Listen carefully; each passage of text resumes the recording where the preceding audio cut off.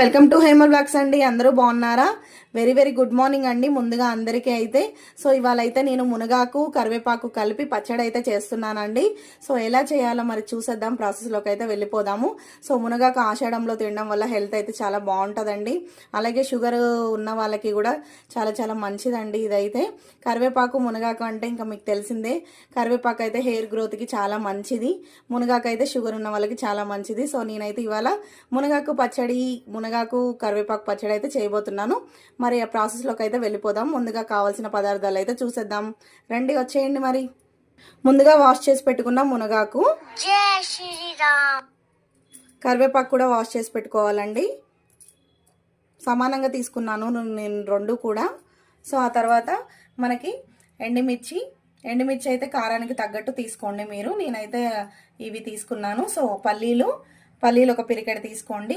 కొన్ని మెంతులు తీసుకోండి, టీ స్పూన్ మెంతులు. చింతపండు ఒక నిమ్మకాయ సైజ్ అంతా తీసుకోండి. చింతపండు ఎక్కువగా ఉంటే చాలా చాలా టేస్టీగా ఉంటుంది. ధనియాలు తీసుకోండి. ఆ తర్వాత ఒక టీ స్పూన్ ధనియాలు అయితే తీసుకోండి. కొంచెం జీలకర్ర తీసుకోండి. ఇంకా ప్రాసెస్లోకి అయితే వెళ్ళిపోదాము. ముందుగా స్టవ్ ఆన్ చేసి కళాయి పెట్టేసుకోవాలండి. పెట్టుకొని కొంచెం ఆయిల్ అయితే వేసేసుకోవాలి. ఒక 2 స్పూన్స్ అయితే ఆయిల్ అయితే వేసేసుకోండి. ఆ తర్వాత పల్లీలు వేసుకోండి. ఎండుమిర్చి అయితే వేసేసుకుందామండి. పల్లీలు వేగి కొన్ని మెంతులు వేసేసుకోండి. ధనియాలు వేసుకోండి. జీలకర్ర వేసేసుకోండి.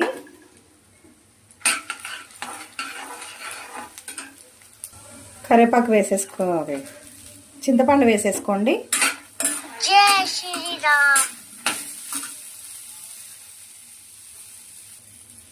ఒక 4-5 వెల్లుల్లి వేసుకోండి.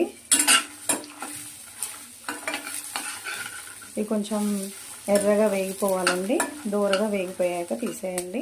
ఇవైతే వేగిపోయాయండి. ఇప్పుడు మిక్సీ జార్లో అయితే తీసేసుకుందాము.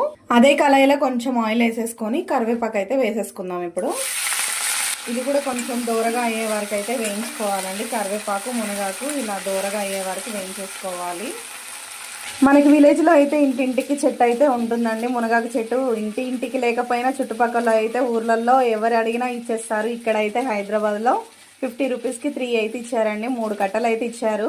సో అలా ఉంటుందండి హైదరాబాద్లో. కరివేపాకు కూడా కొనుక్కోవాల్సిందే, ప్రతి ఒక్క ఐటెం కొనుక్కోవాల్సిందే. సో కరివేపాకు అయితే వేగిపోయిందండి. ఇప్పుడైతే తీసేద్దాము. మునగాకు కూడా కొంచెం దూరగా అయితే వేయించుకోవాలండి. సో మునగాకు కూడా వేగిపోయిందండి. సో అందులో వేసేసుకున్నాం మిక్సీ జార్లో. ఇప్పుడు సాల్ట్ వేసుకుందాం రుచికి సరిపడినంత. సో ఈ విధంగా అయితే మిక్సీ అయితే చేసుకోవాలండి. ఇప్పుడు పోపు వేసేది. కళాయి